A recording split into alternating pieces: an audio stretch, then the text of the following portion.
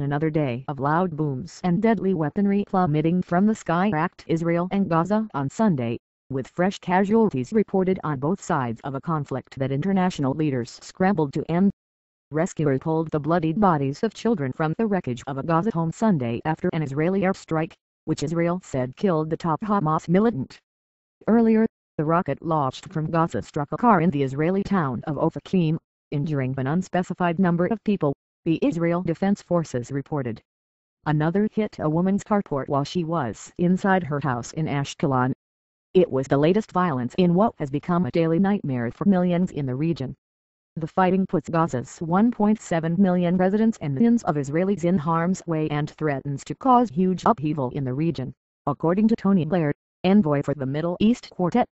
Egypt and France were attempting to broker a ceasefire, and an Arab League delegation plans to visit Gaza on Tuesday, a spokesman said. War can be avoided. War must be avoided, French Foreign Minister Laurent Fabius said after meeting with Israeli Prime Minister Benjamin Netanyahu on Sunday. But the two sides in the conflict showed no signs of slowing their attacks. Fresh sirens sounded Sunday in Tel Aviv, where Israel reported Sunday that its Iron Dome missile defense system had knocked down a rocket attack from Gaza.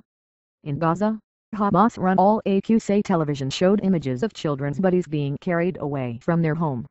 They were part of a family of 10 who were killed, according to a Palestinian ambulance service.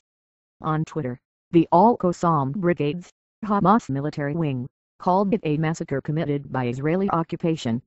But Lieutenant Colonel Leibovich, the IDF's chief spokeswoman, said a senior Hamas member was killed in the strike. The IDF identified BIA as one of the leaders of the Hamas rocket launching unit. When I say our senior Hamas members, I mean members that have Israeli blood on their hands, members of Hamas that planned either the abduction of soldiers or are very much involved in targeting Israelis, Leibovich told CNN. She said the house was BIA's home and suspected command center, and that the Israeli military was examining video of the strike to look for signs of secondary explosions, an indication that there were explosives inside. And the IDF, which has been touting the pinpoint precision of its airstrikes via Twitter, said it had hit a slew of what it called terrorist sites while sparing other damage. Terrorists put an underground launch site next to a mosque. We targeted the site. The mosque was unharmed, the IDF said in one post, which was accompanied by military video of the raid. Israel launched its offensive on Wednesday in response to persistent rocket attacks from militants in Gaza. A spokesman for Gaza's health ministry said 65 Palestinians had been killed by Sunday evening, including 15 children, 7 women, and 5 elderly people. More than 560 people were injured, he said, but officials did not say how many militants were killed. In Israel, rocket attacks from Gaza in recent days have killed at least 3 people and wounded 68, including some soldiers, the Israel Defense Forces said. Over the last 4 days, militants in Gaza have fired 846 rockets at Israel, 302 of which were intercepted by Israel's Iron Dome defense system, according to the IDF. The Al-Qassam brigades warned on Twitter, Al-Qassam to Zionists, Iron Dome would protect you no more. But Israel said nearly 100 rockets fired from Gaza in recent days have crashed back into the Strip. Hamas fires from civilian areas and hits its own people, the IDF said on Twitter. The Israeli government has called up 75,000 reservists and massed 30,000 troops across the border of the Palestinian territory, the IDF said. In Jerusalem, Netanyahu told reporters that Israel is prepared to significantly escalate its operation against Palestinian militants in Gaza. We are exacting a heavy price from Hamas and the other terrorist organizations, and IDF is prepared for a significant expansion of its operations, Netanyahu said before his weekly cabinet meeting. Q&A, Gaza strikes could be beginning of ground attack in Cairo. Egyptian President Mohamed Morsi said discussions were underway about how to bring about a ceasefire.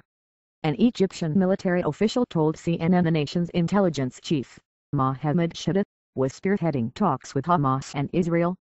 And on Egypt's border with Gaza, about 500 Egyptian protesters crossed into the territory on Sunday in what their leader said was a show of solidarity with the Palestinians. They raised Palestinians' flags and chanted, "We are the youth of January 25th Revolution. Palestine will be free. Open the crossing. Israel is the enemy. We have broken the siege, said Rami Shafaf, the group's main organizer. The Arab Spring has changed the region. We are happy to go in to support our Palestinian brothers, but it's sad to hear the explosions of the Israeli bombing of Gaza all the way on the Egyptian side. We brought in small amounts medical supplies, food, and water, but our main message is political support to the Gazans. Hamas seized control of Gaza from the Palestinian Authority, which controls the West Bank, in 2007. But Palestinian Authority President Mahmoud Abbas said Sunday that he was in continuing contact with exiled Hamas leader Khaled Meshaal and that the goal of the Israeli attacks was to increase division between two parts of the homeland. In a televised address Sunday, Abbas said the proper response should be to end the Palestinian divisions and to restore our unification, and called on Arab League leaders to hold a summit meeting as soon as possible. Message of Gaza violence. Hamas can't be ignored, an Arab League spokesman said. Secretary General Nabil El-Arabi and 16 League foreign ministers will drive into Gaza on Tuesday for talks. And Saad Darakat, a member of the Executive Committee of the Palestine Liberation Organization and an Abbas ally, said the Palestinian leader would hold talks with Blair and with UN Secretary General Ban Ki-moon in the coming days. Darakat told CNN that Netanyahu should learn the lesson that there will never be a security without peace. The Israeli leader is waging a campaign of attacks and bombardment and military attacks against Gaza, and may launch a land invasion, Darakat said. He wants to kill 1,500, 2,000 Palestinians. Where would this put us? Darakat asked. He added, we have one aim now, to ensure we stop the attacks against Gaza, to ensure to sustain the mutual comprehensive calm. That's all what we want. The United States and several European countries have put the brunt of the blame for the current crisis on Hamas, saying Israel has a right to protect itself. Arab and Muslim nations, meanwhile, have accused Israel of being the aggressors. Rocket attacks into Israel were the precipitating event for the fighting underway now. U.S. President Barack Obama said during a stop in Thailand on Sunday, we are actively working with all the parties in the region to see if we can end those missiles being fired without further escalation of violence in the region. Obama said he has spoken with Netanyahu, Morsi, and Turkish Prime Minister Tayyip Erdogan.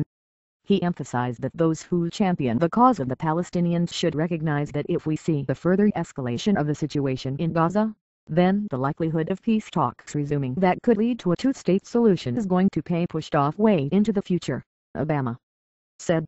U.S. fears Israel-Hamas conflict escalates to ground invasion. 6 Palestinian journalists were injured when Israeli warplanes targeted 2 buildings that housed Palestinian and Hamas news organizations as well as a handful of international news outlets, according to Palestinian government and media reports. The IDF released the video along with a message saying it showed the surgical targeting of Hamas communication operations on the roof of a media building in Gaza, and that only the antenna atop the building was struck.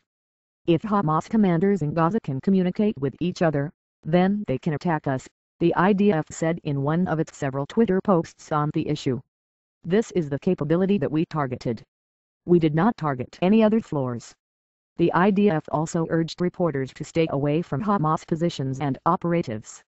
But Noor O'Day, the Palestinian government spokeswoman in the West Bank, said the attack on the 2 buildings is an assault on the freedom of the press and an attempt to prohibit journalists from conveying to the outside world what is exactly happening in the Gaza Strip and the extent to which Israel is violating international law and international humanitarian law in this besieged part of the occupied Palestinian territory. A woman in the Israeli city of Ashkelon was in her home when a rocket hit her carport. As cleanup crews worked to remove debris from around the house, another air siren sounded. While many Israelis who have lived under rocket attacks from Gaza for years developed a routine for running to take cover, the latest violence has been paralyzing. The marina in Ashkelon, which is usually busy with people enjoying the outdoors, has largely emptied out as families keep their children indoors.